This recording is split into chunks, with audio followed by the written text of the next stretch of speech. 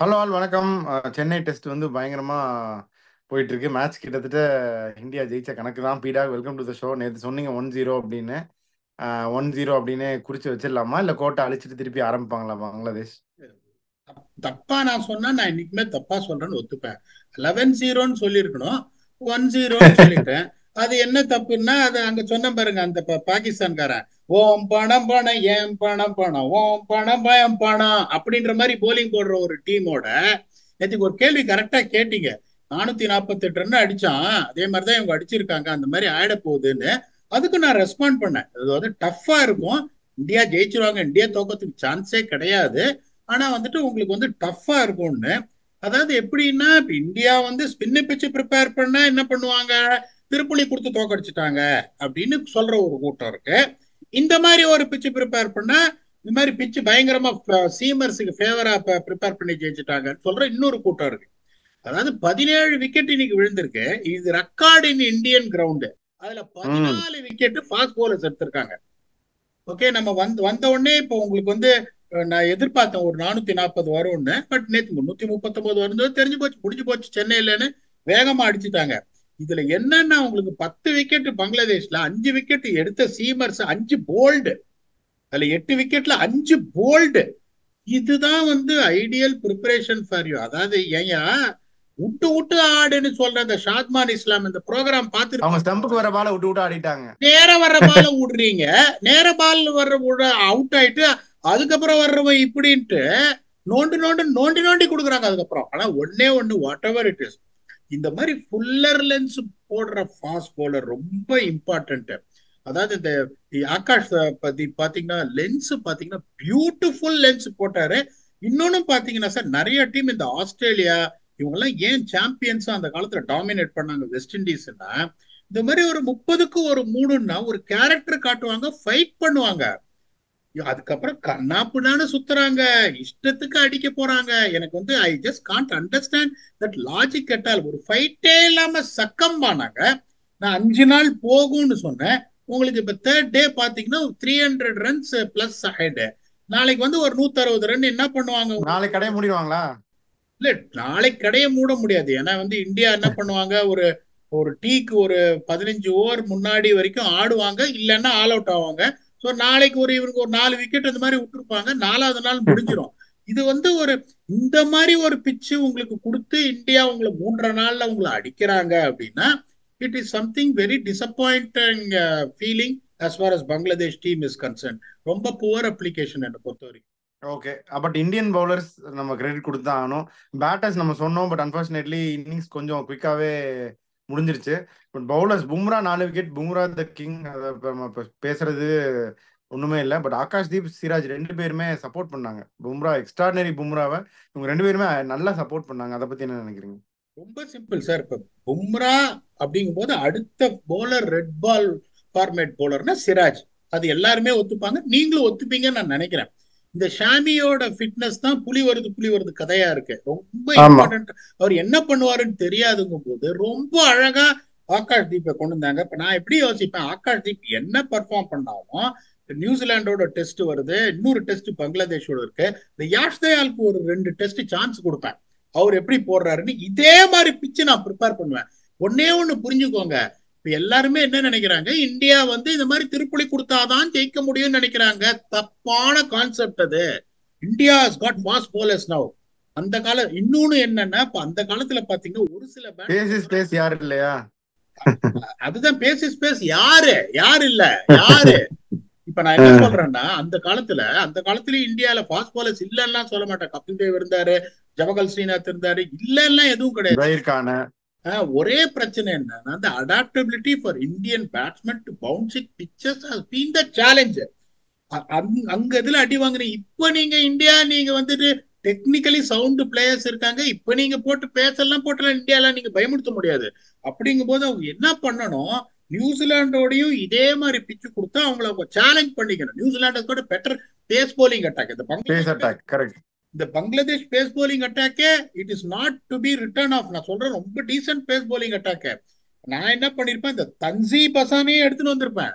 அவரு ஒரு pace battery அவரு.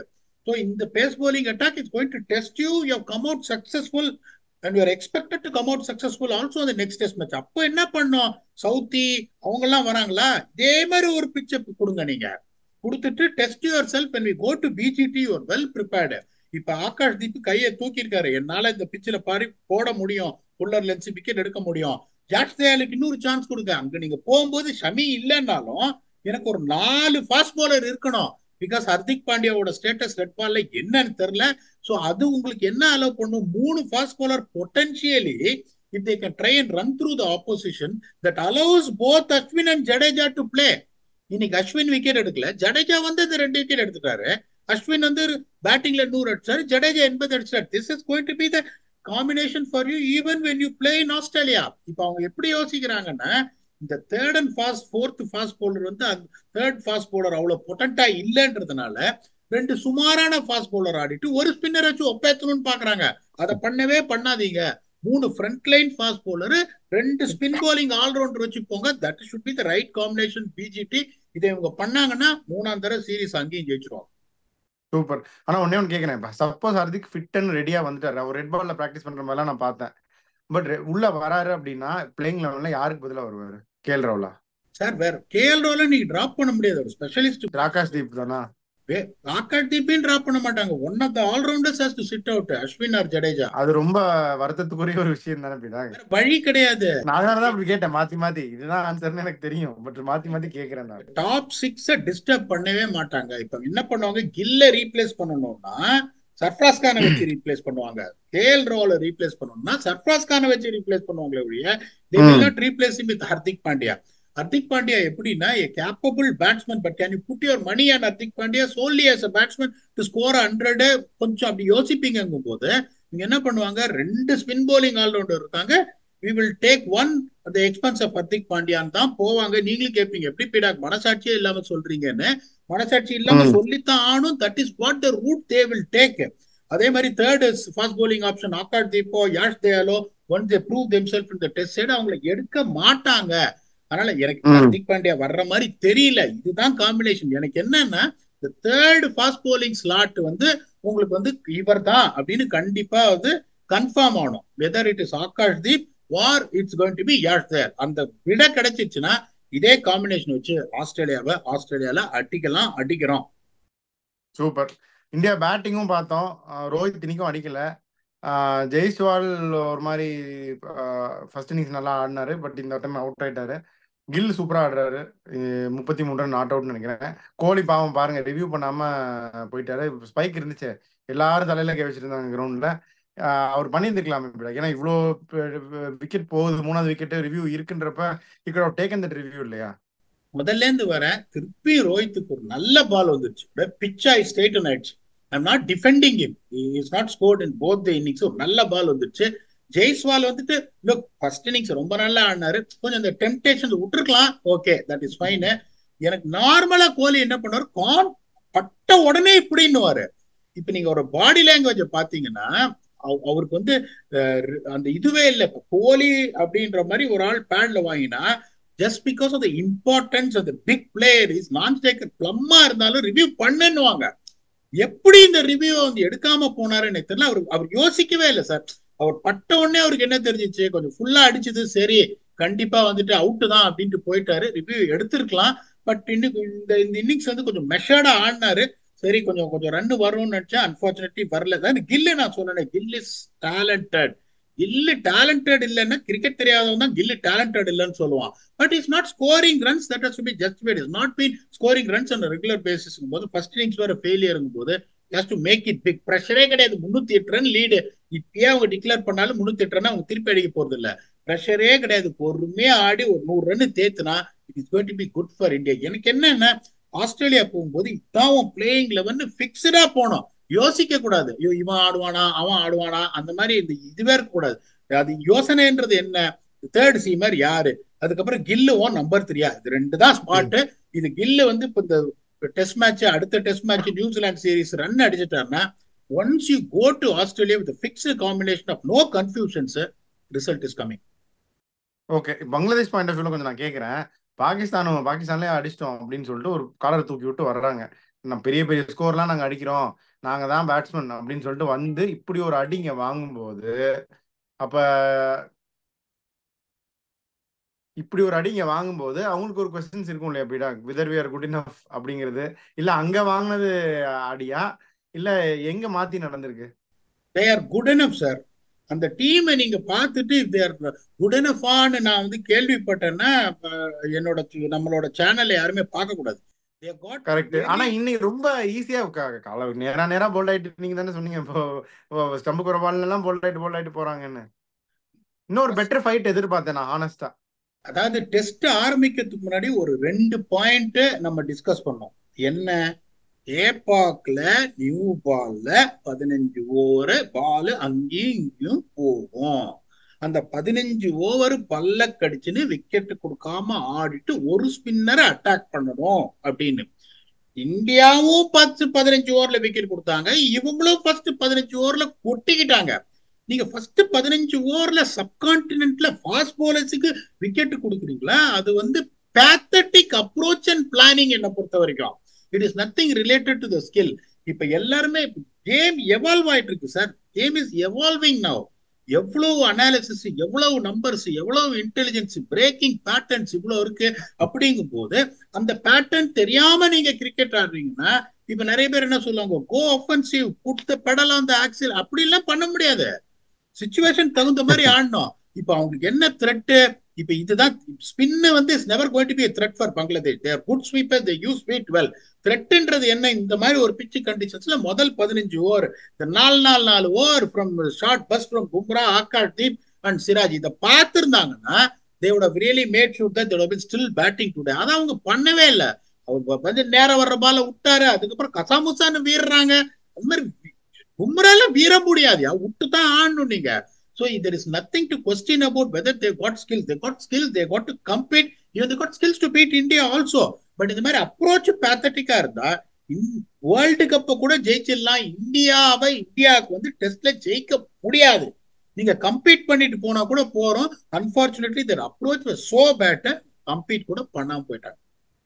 ஓகே, அப்படியே ஸ்ரீலங்கா நியூசிலாந்துக்கு தாவுவோம். நீங்க ரொம்ப எதிர்பார்த்தீங்க நியூசிலாந்து வந்து கொஞ்சம் இன்னும் ஜெயிச்சு வரணும், இந்த WTC சாம்பியன்ஷிப் இன்னும் இன்ட்ரெஸ்டிங் ஆகணும்னு. 340 அடிச்சாங்க. அதுக்கப்புறம் இப்போ ஸ்ரீலங்கா 230 அடிச்சிருக்காங்க. 200 லீடு ஓவரால். இந்த மேட்ச் எப்படி பாக்குறீங்க? அதாவது கால்ல வந்துட்டு சர்ப்ரைசிங்லி இந்த பிட்ச் அவ்வளவு மோசமா இல்லை என்னை பொறுத்த வரைக்கும். நான் பார்த்தேன், New Zealand did very well to get a lead.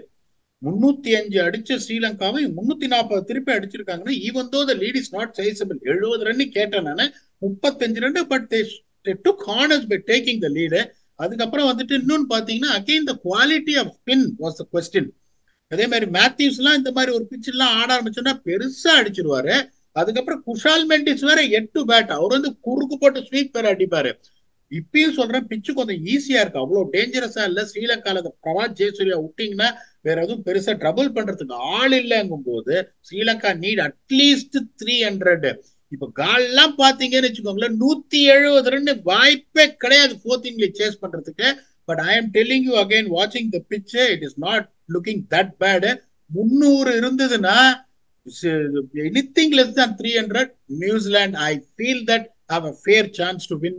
300க்கு மேல போச்சுன்னா Sri Lanka will win. New Zealand is putting up a show. When you have someone like Glenn Phillips to bowl, you are not in a great situation in my books, to be very honest with you. அவங்களுக்கு இந்த spill quality lakh பண்றாங்க.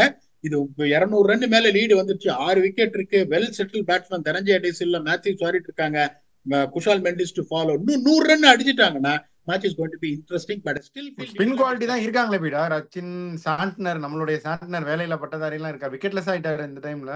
But அவர் நல்ல bowler தானே, ரொம்ப நல்ல bowler. இப்ப Santner can run through a side even though if it is going to be a spin dominated pitch. அப்படின்னா எந்த அளவுக்கு நம்ம சாண்ட்னரை வந்து T20லயும் ODIலயும் கடவுள் மாதிரி நான் சொல்றேன், நீங்களும் அதை ஒத்துக்கிறீங்களோ, டெஸ்ட் மேட்ச்ல அதை சொல்ல மாட்டேன்.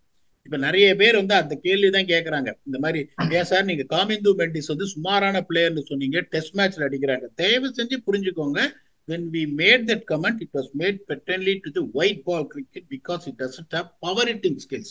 He's technically sound, but he doesn't have a power hitting skills. White பாலுக்கும் ரெட் பாலுக்கும் அந்த முடிச்சு போடுறதுன்றது ரொம்ப பெரிய விஷயம். சாண்ட்னர் பாத்தீங்கன்னா I rate him very highly, one of the 5 best spinners இந்த world in white ball cricket. அதே ரெட் பால் கிரிக்கெட்ல கேட்டீங்கன்னா is a good spinner who can control the flow of runs. Can he win a test match? Yes he can. On a continuous basis no. அப்படிங்கும் போது 300 run மேல வந்ததுன்னா Sri Lanka ஜெயிச்சிருவாங்க. 300 கீழேனா I still feel New Zealand will be favorites to chase it down. Okay, அப்படியே south Africa பரிதாபங்கள் அதையும் கொஞ்சம் சொல்லிருங்க. உங்க ஆளுங்க நீங்களே சொல்லிருங்க. எதுக்குன்னு கேக்குறேன். எவ்வளோ பாவம் பண்ணிருக்கோம் வாழ்க்கையில, இந்த பாவத்தையும் பண்ணிடலான்றீங்க. பண்ணிடுவோம். அதாவது எப்படின்னா வெஸ்ட் இண்டீஸ்ல போயிட்டு ஒரு ஒயிட் வாஷ் வாங்கினாங்க.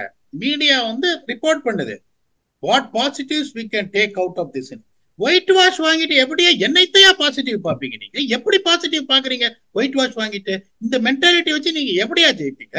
அதுக்கப்புறம் பாத்தீங்கன்னா அங்க ODI regulars Keshav Maharaj CPL எங்களோட உட்காந்துருக்காரு. காத்தால இப்பதான் பிரேக்ஃபாஸ்ட் சாப்பிட்டாரு. ஆண்ட்ரிக் நார்கே உட்காந்து பிரேக்ஃபாஸ்ட் சாப்பிடுறாரு. எப்படியா நீங்க தேர்வீங்க? டேவிட் மில்லர் இங்க பிரேக்ஃபாஸ்ட் சாப்பிட்டு இருக்காரு. அங்க இந்தியா நீங்களே போட்டு கொடுக்குறீங்க எல்லாத்தையும். இல்ல, ஒரு 38 ப்ராவின்ஸ் இந்தியா மாதிரி ஒரு 38 டீம் இருக்கு. எல்லாரும் அதுல ஒரு 120 பேர் இந்தியா ஆடக்கூடிய கெப்பாசிட்டி இருக்கான ரைட்டு. நீ வச்சிருக்கிறதே 8 டீம். அந்த 8 டீம்ல 4 பேர் சிபிஎல் ஆடிட்டு இருக்கான். அங்க வேற எவனோ வெளியே ஆடிட்டு இருக்கான். ஒரு ஒயிட் வாஷ் வாங்கிட்டு வந்துட்டு அதுக்கப்புறம் போயிட்டு we are giving opportunity to othersன்றீங்க. இன்னொன்னு சொல்றேன், there is nothing called opportunity. The credit has to be given where it's due. அதுக்கப்புறம் இன்னொன்னு பாத்தீங்கன்னா இந்த மல்டர் வந்துட்டு இன்டர்வியூ கொடுக்குறாரு. அந்த அல்லா கசன்ஃபார் வந்துட்டு நிறைய ஃபுட்டேஜே இல்ல, அனலைஸே பண்ண முடியலன்னு. ஏன் ஒருத்தர் ஐபிஎல் வரைக்கும் வந்திருக்காரு. ஐபிஎல் அப்பயே நீங்க சொன்னீங்களே இல்ல, அது ரீப்ளேஸ்மெண்டா கேகேஆருக்கு வந்தப்பயே நீங்க சொல்லிட்டு இருந்தீங்க. அண்டர் 19 வேர்ல்ட் கப்ல பார்த்த உடனே எனக்கே கிட்டத்தட்ட ஒரு 6 மணி நேரம் ஆச்சு அவரோட வேரியேஷன்ஸ் இது பண்றதுக்கு. அவரோட எங்களுக்கு ஆப்போசிஷனா இருக்காரோ இல்லையா, இந்த மாதிரி ஒரு போலர் வந்தா உடனே என்ன பண்ணுவேன், அந்த ஃபுட்டேஜ் வேரியேஷன் ஸ்லோ மோஷன் ரிலீஸ பார்த்துட்டு எப்படி ரிலீஸ் பண்றாரு, எந்த ஆங்கிள் இருந்து விடுறாரு, எந்த ஃபிங்கரை யூஸ் பண்றாரு, பால் எங்க திரும்பும், அதெல்லாம் ரீட் பண்ண ஆரம்பிப்பேன் ஒரு பேஷன்னால. Even though it is not against us. பாக்குற சரட்டு புரட்டு போது அண்டர் 19 டூ ஹை அந்த குவாலிட்டி. அப்படிங்கும் போது அண்டர் 19 வேர்ல்ட் கப் அத்தனை மேட்ச் ஆடிருக்காருக்கு போது ஃபுட்டேஜே இல்லை நாங்க பாக்கலன்னு என்ன மாதிரியான ஒரு எக்ஸ்கியூஸ் இது? எனக்கு ஒண்ணுமே புரியும். ஒரு இன்டர்நேஷனல் கிரிக்கெட்டுக்கு போறீங்க, ஒரு புது போலர் வராங்க அப்படின்னா அது வந்து அவர் சொல்றாரு இந்த மாதிரி நல்ல ஆஃப் ஸ்பின்னர். ஆஃப் ஸ்பின்னரே கிடையாது, ஒரு மிஸ்ட்ரி ஸ்பின்னரியா. ஃபர்ஸ்ட் அதை புரிஞ்சுக்கோங்க. விட்டு சொடக்க போடுற ஆளுங்களும் தீக்ஷானெல்லாம் பாத்தீங்கன்னா கன்வென்ஷனலி ஏன் ஆஃப் பிரேக் போலர்னு சொல்லலாம். சுனில் நரேன் ஆஃப் ஸ்பின்னர் சொல்லிங்களா? Mystery bowler. ஏன் நீங்க பேசிக்ஸே இது பண்ணீங்கன்னா எப்படி ஜெயிப்பீங்க? நாங்கெல்லாம் உட்காந்து கொம்மன்னான்னு ட்வீட் போடுறீங்களா? முட்டாளாகுறீங்க. ஃபர்ஸ்ட் ஆஃப் ஆல் நீங்க இல்ல, நான் உங்களுக்கு கேட்கறேன், இப்ப நீங்க ஒரு ஒயிட் வாஷ் வாங்கிட்டு வந்திருக்கீங்க வெஸ்ட் இண்டீஸோட ஆப்கானிஸ்தானோட ஒரு சீரீஸ் ஆடுறீங்கன்னா நீங்க என்ன பண்ணணும்? when we have to get to the drawing board, full strength team எடுத்து இப்பெல்லாம் ஆப்கானிஸ்தான் இதுக்கு மேலேயே நீங்க வந்துட்டு ஆப்கானிஸ்தானா அப்படின்னு பாத்தீங்கன்னா நீங்க உருப்பட மாட்டீங்க. அப்படிங்கும் போது there is no point at all. Afghanistan deserve to win. இன்னைக்கு பாத்தீங்கன்னா 100 for 1 சவுத் இவங்க ஆப்கானிஸ்தான் குர்பாஸ் ஆடிட்டு இருக்காரு. அந்த ஷார்ஜா பிச்சு உருள்ற பிச்சு ஒரு 250 260 அடிச்சு 4 பக்கமும் ஸ்பின் போட்டாங்கன்னா அதுவும் கஷ்டமாயிடும். But some point of time you have to see what is best for you and you go for excuses. அதுக்கப்புறம் இல்ல மகராஜ் இல்ல, மில்லர் இல்ல, நார்கே இல்லன்னு ஒரு எக்ஸ்கியூஸ் அவங்க கொடுக்கலாம். தோத்துட்டு எக்ஸ்கியூஸ் கொடுக்காதீங்க. சார்பாட்டா பரம்பரையில ரங்கவாத்தியார் சொல்லுவார், ஏய் அவன் 1000 பேசுவாயா, ஜெயிச்சுட்டு பேசுறான், நீ ஜெயிச்சுட்டு பேசு அப்படின்னு. அதனால don't give excuses. Beat and fair and score, accept it. I sincerely want Afghanistan to win. ஏன்னா இந்த மாதிரி உங்களுக்கு ஒரு டோர்னமெண்ட் எடுத்துட்டு இருக்கு, you're allowing your players to play in a global league rather than for your country, you deserve to lose. I'm sorry, I'm being very honest here.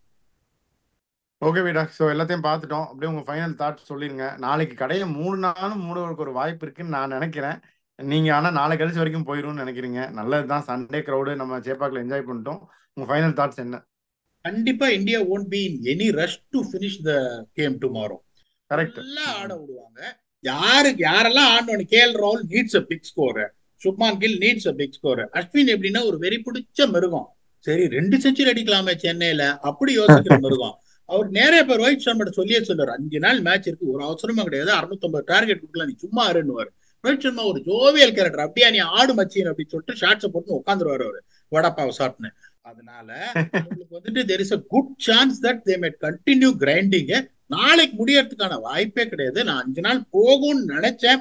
திருப்பியும் சொல்றேன், Bangladesh has got goods to bat 120 overs and lose and still take it to day 5. ஆனா அந்த application இந்த முதல் 15 over சொல்ற மாதிரி பண்ணுவாங்களா அதை பொறுத்துட்டு தான் பார்க்கணும். Hopefully we won't come back to say it's the end of the day. We want to entertain you all 5 days until we come back and reflect you on this test match and another interesting test match that's going on in Galle between New Zealand and Sri Lanka.